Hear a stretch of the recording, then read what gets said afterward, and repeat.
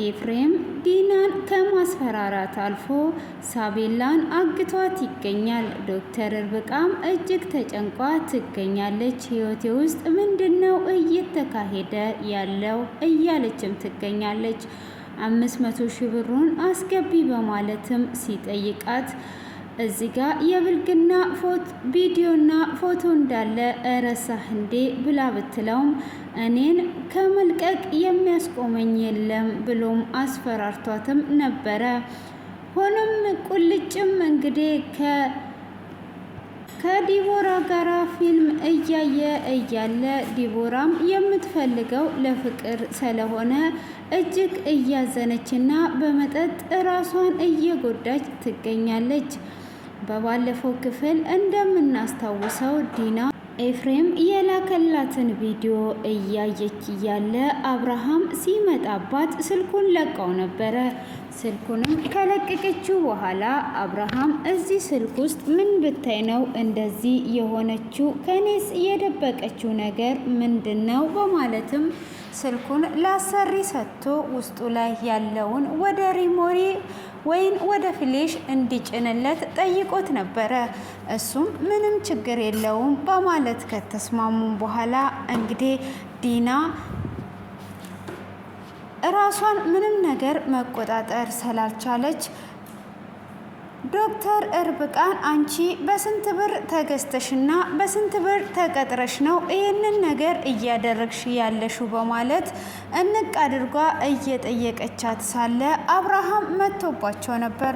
አብርሃምም ምን እየሆናችሁ ነው ያላችሁት? በማለት ሲያገላግላቸው ዲና ለመልቀቅ ፈቃደኛ አልነበረችም። ምን እየሆንሽ ነው ያለሽው? ልቀቂያት ብሎ እጅግ ተቆጥቶ ካሁን ወዲህ እሷን ብትነኪያት ከኔ ጋራ ነው ጸብሽ፣ በይቅርታ ጠይቂያት በማለትም ዲና ዶክተር ርብቃን ይቅርታ እንድትጠይቅ ያደርጋታል። እሷም ሳትወድ በግድ ስንት ሰዓታት ከቆየች በኋላ ይቅርታ ብላ ትላታለች።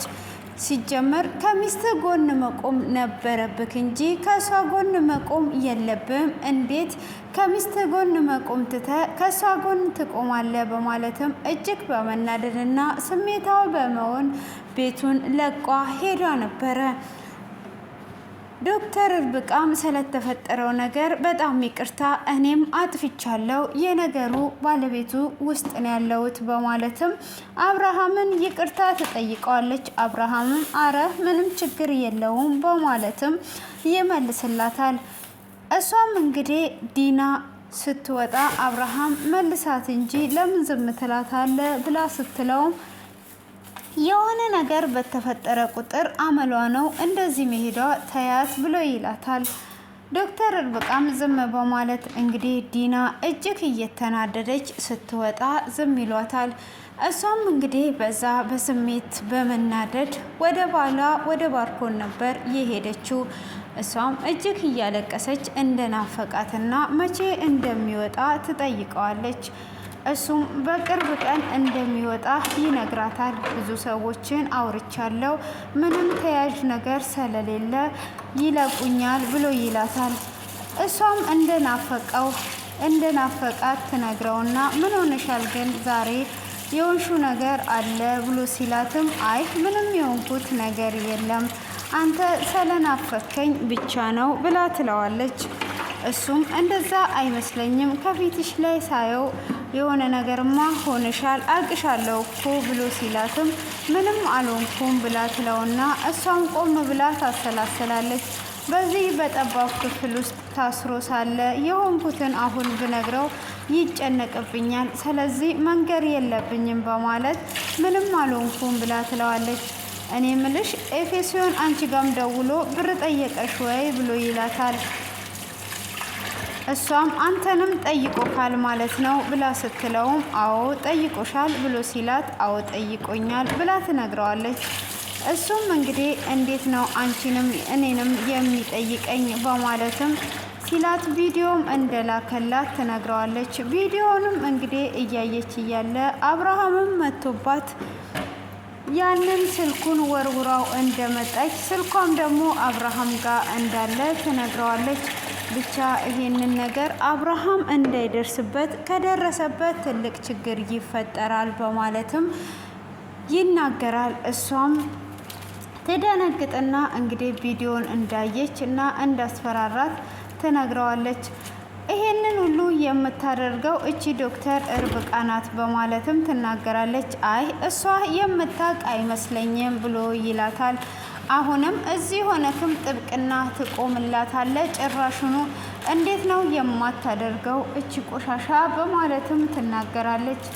አይ እሷ ብታቅ ይሄንን ነገር አያደርግም ነበር፣ እሷ ሳታቅ ነው መሆን ያለበት በማለትም ሲል እንግዲህ ለእሷ እዛ ጋር ጥብቅና በመቆሙም ዲና እጅግ እየተናደደች ነበር። ሆኖም ይሄንን ምንም ነገር አያደርግም፣ እኔም ያንን የያዝኩት ቪዲዮ ስላለ ከዛ የበለጠ ስለሆነ አንቺ ምንም ነገር አትፍሪ፣ አይለቀውም ብሎ ይላታል።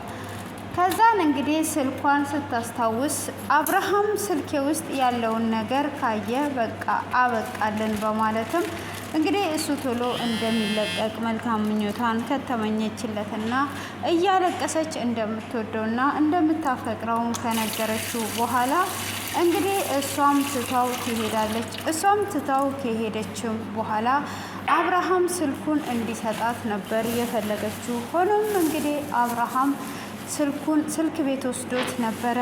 እሷም ቶሎ ብላ ወደ ቤት ትመለሳለች። ሆኖም እንግዲህ ዲና ከፍቷት ባለበት ሰዓት ንጹህ ከውጪ እየገባች ነበረ። እሷም ከውጪ እየገባች በነበረችበትም ሰዓት ምን ሆነሻል ብላ ትላታለች። እሷም እንግዲህ አንገቷን ስታይ ምንድነው የቦጨረሽ? ምን ሆነሽ ነው በማለትም ስትጠይቃት እሷም እንግዲህ ዲና ጋር እንደተደባደቡና ዲና እንደቧጨረቻ ስትነግራት እኔም እኮ ሳያት ጠርጥሬ ነበር የሆነ ነገር እንደተፈጠረ ብላ ትላታለች። አይ ትንሽ ነገር ነው፣ ቁርስ አምጪልንና ቁርስ እንብላ በማለትም ትላታለች። እሷም እንግዲህ እንደዛ በምትላት ሰዓትም እሺ በቃ ብላ ቁርሱን ታመጣላታለች። ቁርሱንም እየበሉ እያለ እንግዲህ ዲና ተመልሷ ወደ ቤት ትመጣለች።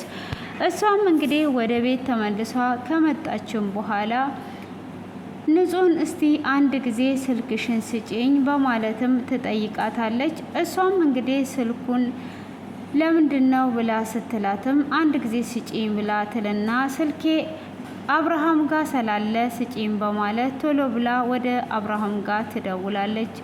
እሷም በምትደውልለት ሰዓት ስልኩ እሱ ጋር እንደሌለ ይነግራታል። ስልኩን ሰሪ ቤት እንደወሰደው ሲነግራትም እኔ እራሴ አሰራዋለሁ አንተ ለምንድነው የወሰድከው ብላ ስትለውም ምን ያደርግልሻል እስክሪን እኮ ፈሷል ብሎ ይላታል። እሷም እንግዲህ እሺ በቃ ካልከኝ በማለትም ስልኩን ትዘጋለች።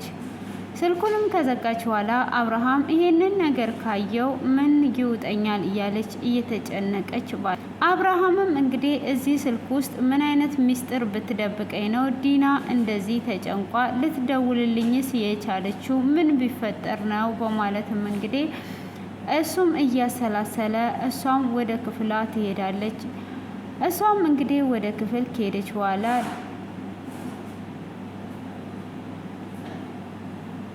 ንጹህና ዶክተር ርብቃ ቁርሷን እየበሉ ምንድነው ግን እንደዚህ ያንጨረጨራት ምን ብትሆን ነው በማለትም እንግዲህ ማሰብ ይጀምራሉ። እነሱም አይ የሆነ ነገርማ ትልቅ ነገር የደበቀችው ነገር ይኖራል ብለው እንግዲህ እነሱም ቁርሳቸውን ይበሉና ሊነሱ ሲሉ እንግዲህ ድጋሜ ስልኩን ትጠይቃለች። እሷም እንግዲህ ስልኩን ስትጠይቅም አብርሃም ጋር ለመደወል ነበር። ስልኩን ከፈለግሽ እኮ ይዘሽ ሄደሽ መጠቀም ትችያለሽ፣ እኔ አሁን ላይ አልጠቀምበትም ስትላት እሷም ስልኩን ቁጭ አድርጓላት ትሄዳለች። እሷም እንግዲህ ስልኳን ቁጭ አድርጓ ስትሄድላት አይ ብላ እንግዲህ ስልኳን ከመለሰችላትም በኋላ እየሳቁባትም ነበረ። ሆኖም እንግዲህ ኤፍሬምም አሁን ላይ ቪዲዮን ለመልቀቅ ወስኖ ይገኛል። ሆኖም እሷ እንግዲህ ከዛ እንደመጣች አብርሃምም ወደ ቤት ሲመለስ ስልኩ የታለ በማለትም ስጠይቅ ስልኩን ወደ አሰሪ ቤት እንደሰጠና በዚህኛው ስልክ ተጠቀሚ፣ ይሄ ስልክ እንደውም ከዛ ስልክ የተሻለ ነው ብሎ ሲላትም እኔ ስልኬን እራሱኑ ነው የምፈልገው፣ እኔ ራሴ አሰራለሁ በማለትም ይነግራታል። አይ አንተ እንድታሰራው ሳይሆን እኔ እራሱን ነው የምፈልገው ብላ ስትልም እዚህ ነገር ውስጥማ ትልቅ ሚስጥር የደበቀችኝ አለ ማለት ነው፣ ይሄንን ስልክ እንደዚህ የፈለገችው በማለት እሱም ስልኩን ሰጥቷት ዞር ይላል። እሷም እንግዲህ እዚህ ጋር ኤፍሬም የደበቀው ነገር የለም። እሷም እንግዲህ እዚህ ጋር በመጨነቋ ባርኮን ያላትን ነገር ታስታውስና ኤፍሬም ጋር ለመደወል ታስባለች። እሱም እንግዲህ ዶክተር እርብቃ ጋር ትሄድና የፍቅረኛሽን ስልክ ቁጥር ልትሰጪኝ ትችያለሽ ወይ ብላ ትላታለች። የፍቅረኛ የስልክ ቁጥር ደግሞ ለምን አስፈለገሽ ብላ ስትላትም እሱ አስፈልጎኛል፣ ስለዚህ ስጪኝ አሁን ብላ ስትላትም አሁን የለኝም ብላ ካለቻትም በኋላ እኔ እንዴትም ቢሆን ስልኩን አገኛለሁ፣ ከዚህም በፊትም ደውሎልኝ ነበረ፣ ስልኬ ስለተሰበረ አሁን እጄ ላይ ስለሌለ ነው ብላ ስትላትም እሷም በየትኛውም መንገድ አገኛለሁ በማለት ስትመልስላት አይ ይሄ ነገር ብላትልና ይሄው 09 ብላ ትሰጣታለች። እሷም እንግዲህ እንደሰጠቻት እጅግ ትናደድና ስሜታዊ ሆና በሩን ትዘጋባታለች። እሷም ያንን ስልክ ቁጥር እንደወሰደች ወደ ፎቅ ትሄድና ለኤፍሬም ትደውልለታለች። ምነው ብሩን አዘጋጅተሽ ነው ወይ የደወልሽው በማለትም ሲላት ምንም አይነት ብር አላዘጋጀውም፣ ላስጠነቅቅ ነው የደወልኩት፣ እዚህ ያለህን ቪዲዮ እንዳትረሳ፣ ስለዚህ በኋላ ላይ ይሄ ቪዲዮ ቢለቀቅብህ አስብበት ብላ ስትለውም እሱም ጸጥ ሲላት እኔ ላስጠነቅቅና ልነግርህ እንጂ እንዳንተ አይደለውም ብላ ስትለውም እሱም ያንን ቪዲዮ በፍጹም መልቀቅ አትችም ብሎ ይላታል። ይሄንን የማታደርጊበት ምክንያት ዶክተር እርብቃን በምን ልታስፈራሯት ትችላላችሁ? እሷ ስለምትጠቅማችሁ ይሄንን አደረግሽ ማለት ሁሉም ነገር አበቃለት ማለት ነው። ስለዚህ እኔን ቪዲዮን ከመልቀቅ ወደ ኋላ የሚይዘኝ ሰው ማንም ሰው የለም ብሎ ይላታል። እሷም በዛኑ ሰዓት ቆም ብላ እያሰበች ትገኛለች። ሆኖም እንግዲህ ኤፍሬም ብሩን በዚች በ3 ቀን በ4 ቀን የማሰጪኝ ከሆነ እኔ ቪዲዮን እለቀዋለሁ፣ እኔን ከመልቀቅ የሚያቆመኝ የለም እያላት ይገኛል ማለት ነው። እንግዲህ አብርሃምም እሷ ስልክ እያወራች እያለ እባክን ኤፌሶን ከኔ ራቅ፣ ምን እየሆንክ ነው ያለኸው ብላ እያለችውም ሳለ እንግዲህ እሷም በዛን ሰዓት እንደዛ በምታወራውም ሰዓት አብርሃም እየሰማ ነበር። ኤፌሶን ጭራሽኑ በብር እያስፈራራት ነው ያለው ማለት ነው ብላ ትላለች። እንግዲህ እሷም በብር እንዴት ያስፈራራታል? በብር ለምንድን ነው ምንድነው ችግሩ? በማለትም እንግዲህ እያሰበ ይገኛል ማለት ነው። እንግዲህ በብር እያስፈራራት ያለው ኤፌሶን እንደሆነ ደርሷል። ይሄ ሚስጥር ግን ምንድን ነው? በማለትም እያሰበና እየተጨነቀ ይገኛል ማለት ነው። እንግዲህ እዚህ ጋር እሷ ብሩን እንግዲህ በሚጠይቃት ሰዓት ነው የእሱን ስም የጠራችው። እዚህ ጋር እንግዲህ አሁን ዶክተር እርብቃንም እሱ መጀመሪያ ላይ ይቅርታ እየጠየቀ አይዞሽ እያላት ነበረ። ይሄንን ነገር እንግዲህ ከሰማ ከዶክተር እርብቃ ጋርም ትልቅ ችግር እንደሚፈጠር ምንም አይነት ጥርጣሬ የለንም ማለት ነው። ሆኖም እንግዲህ እዚህ ጋር ደግሞ ንጹህን እንግዲህ ለማስቀናት ቁልጭ ከዲቦራ ጋር እያደረገ ያለው ነገር ዲቦራ እንግዲህ ከልጅነቷ ጀምሮ እንደምታፈቅረውና እንደምትወደው እየተናገረች ነው። እንግዲህ ሲኒማ ቤት ሄደን ፊልም እናያለን ያለችውን ሀሳቧን እንግዲህ ትቀይርና እሷም ያንን ሀሳቧን ከቀየረች በኋላ ቤት ነው የምናየው በማለት መጠጥ ይዟ መጥቷ ነበረ። ያንንም መጠጥ እንግዲህ ይዟ በመምጣት እሱም ምግብ ከሰራ በኋላ መጠጡን እየጠጡ ፊልም ለማየትና ወደ ሌላ ነገር ልትወስደው ነበረ። ሆኖም እሱ እንግዲህ መጠጡን እንደማይጠጣ ይነግራታል። ፊልሙን ለማየትም ይስማማል ማለት ነው። እንግዲህ ያንን ፊልም ለማየት ከተስማማ በኋላ እሱ በሚያየውና እሷ እንግዲህ በምታየው ፊልም ተመሳሳይ አልነበረም። እኔ የምፈልገው ፊልም ይሄ አይደለም ብላ ስትለውም ከዛን አንቺ የምትፈልጊውን እናደርጋለን በማለት ይናገራል። ስለዚህ በእኔ ምርጫ ትስማማለ ብላ ትለዋለች። አዎ በማለትም ሲላት እሺ በቃ ማየት የምፈልገው የፍቅር ፊልም ነው ብላ ትለዋለች። እንግዲህ ፊልሙን እያየች ሳለ የምትለው ነገር እንግዲህ ምንድነው እየተፈጠረ ያለው? እኔ እንደምወደው በምን አይነት ነገር ባሳየው ነው የሚገባው እያለች እንግዲህ እሱን እያየችው ነበረ። እንግዲህ የፍቅር ፊልም እያዩ ሳለ ሊስማ ሲሄድ እሷም ልትስመው ስትሄድ እሱም ሽንት ቤት መሄድ አለብኝ በማለት ወደ ሽንት ቤት ሊሄድ ያስባል። እሷም እንግዲህ ለምንድን ነው ይሄ ነገር እንደዚህ የሚሆነው? እኔ ከልጅነቴ ጀምሮ እየወደድኩት እሱ ግን እህቴ ይለኛል። በምን አይነት ነገር ነው የማሳየው? በማለትም እያወራች ትገኛለች ማለት ነው። ሆኖም እንግዲህ እሱም ሽንት ቤት ከሄደ በኋላ እሷም መጠጡን እያነሳች እየጠጣች ነበረ ማለት ነው። እሱም ሲገባ ምን እየሆንሽ ነው ያለሽው? ለምንድን ነው እንደዚህ የምትጠጪው? በማለትም ሲጠይቃት እንግዲህ መጠጡን ጠጥታ ሰክራ እዛ ለመቅረት እያሰበች ነው። እሱ ደግሞ እኔ ሰካራም አላሳድርም በማለት ይናገራታል። እውነት አሁን ከዚህ ቤት ልታባረረኝ ትችላለህ? ከዚህ ቤትስ ልታወጣኝ ትችላለህ ወይ ብላ ስትለውም አዎ ልትውጪ ትችያለሽ ብሎ ይላታል። እሷ እንግዲህ በዚህ አይነት ሁኔታ ውስጥ እየተጨነቀች ትገኛለች። ወደ እሱ ለመመለስ እና እሱን ለማሳመን እየለፋች ነው ማለት ነው። እንግዲህ እሷ እዚህ ጋር እንደዚህ አይነት ነገር እያደረገች ያለችው እሱን ለማግኘት እንጂ ከንጹህ ጋራ እንግዲህ ለማገናኘት ሳይሆን እሷ ወደ እሱ እንድትሄድ ነው። ከዛን እንግዲህ ፊልሙን እንቀጥል ብላ ስትለው ፊልሙ ጥሩ አይደለም፣ ይሄ አላስፈላጊ ፊልም ነው፣ እኔንም ማየት አልፈልግም ብሎ ይላታል። እሷም ለምን የሚወዳትን ትታ የሚወደውን ትቶ ለምን የማትወደውን ከፍቅረኛው በፊት ነው የምታውቀው በማለት እንግዲህ የራሷን ታሪክ ስትነግረው ነበረ ማለት ነው።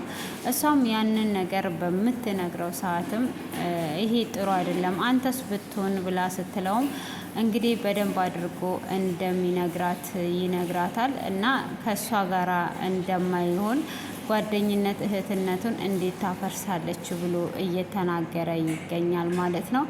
እንግዲህ እዚህ ጋር ዲናም እንግዲህ እንደዛው እየተጨነቀች ባለችበት ብቻዋን እንግዲህ ክፍሏ ውስጥ እያወራች በስተመጨረሻ ምን ሆንሻል ተናገሪ ብሎ ቢላትም አብርሃም ልትናገር አልቻለችም። እንግዲህ ስልኩን ከሰጣት በኋላ ከቤት ወታ ልጅቷን ማምጣት አለብኝ ብላ ትላለች።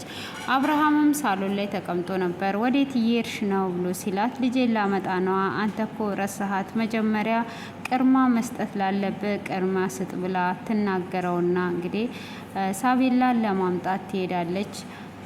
እንግዲህ ንጹም ሳቤላን ይዟ መጥቷ ወደ ማርዳ ጋር ልትወስዳት ነበረ። ማርዳም ደውላ ንጹን ምን ላይ ደረሽ ብላ ስትላትም እሷም እንግዲህ ከትምህርት ቤት እንደወጣች ይዤልሽ እመጣለሁ በማለት ይዟ ልትመጣ ስትወርድ እንግዲህ አብርሃምም ወዴት እየሄድሽ ነው ብሎ ሲላትም ሳቤላን ላመጣ እየሄድኩ ነው ብላ ስትልም ሳቤላን እኮ ዲና ልታመጣት እየሄደች ነው ብሎ ይላታል። እሷም ዲና ብላ ትልና ትደነግጥና እንግዲህ ምንም ነገር ማድረግ ስላልቻለች ወደኋላ ለመመለስ ታስባለች ማለት ነው። እንግዲህ ዲና ሳቤላን ልታመጣ ወደ ትምህርት ቤት ሄዷ ነበረ። እንግዲህ ሳቤላን ትምህርት ቤት ልታመጣ ስትሄድ ኤፍሬም እየተከታተላት ነበረ። እሷም እንግዲህ ይዟ እየመጣችም ሳለ እሱም ያያታል። እንግዲህ እዛ ጋ ያንን ብር ስላልሰጠች ባያትም ሰዓት ባያትም ሰዓት እንግዲህ ለማገት አስቦ ነበረ። እሷም ከትምህርት ቤት እስክትመለስ ይጠብቅና ከተመለሰች በኋላ ይደውልላቸውና አሁን ሰዓቱ ደርሷል ብሎ ይላቸዋል። እነሱም እንግዲህ ይከታተሏትና ያፍኗታልና ሳቤላን ይወስዷታል። እንግዲህ እዛ ጋር ዲና ራሷን ሳቤላን ወስዳለች። እንግዲህ እዚህ ጋር የሚፈጠረው ትልቅ ችግር ይኖራል ማለት ነው።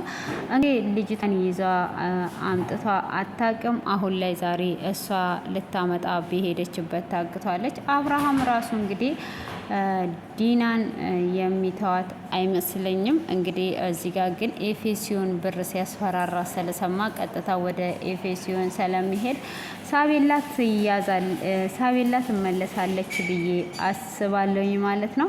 እንግዲህ እናንተም ያላችሁን አስተያየት አስቀምጡ። እንግዲህ ሳቤላ እንደታገተች ነው ክፍሉ የተጠናቀቀው ማለት ነው።